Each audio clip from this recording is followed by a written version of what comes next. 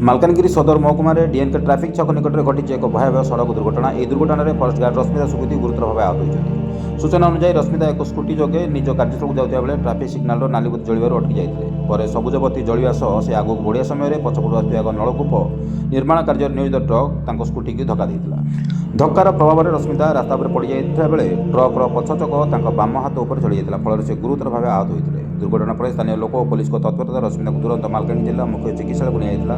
ଡାକ୍ତରମାନଙ୍କ କହିବା ଅନୁଯାୟୀ ତାଙ୍କ ସ୍ୱାସ୍ଥ୍ୟାବସ୍ଥା ଗୁରୁତର ଥିବାରୁ ଉନ୍ନତ ଚିକିତ୍ସା ପାଇଁ ବଡ଼ ମେଡିକାଲକୁ ସ୍ଥାନାନ୍ତର କରିବାକୁ ପରାମର୍ଶ ଦିଆଯାଇଛି। ଘଟଣାର ଖବର ପାଇବା ପରେ ମାଲକାନଗିରି ଡିଏଫଓ ସାଇ କିରଣ ସମେତ ବନ ବିଭାଗର ବରିଷ୍ଠ ଅଧିକାରୀମାନେ ଜିଲ୍ଲା ମୁଖ୍ୟ ଚିକିତ୍ସାଳୟରେ ପହଞ୍ଚି ତାଙ୍କ ସ୍ୱାସ୍ଥ୍ୟାବସ୍ଥା ସମ୍ପର୍କରେ ଡାକ୍ତରମାନଙ୍କ ସହ ଆଲୋଚନା କରିଥିଲେ।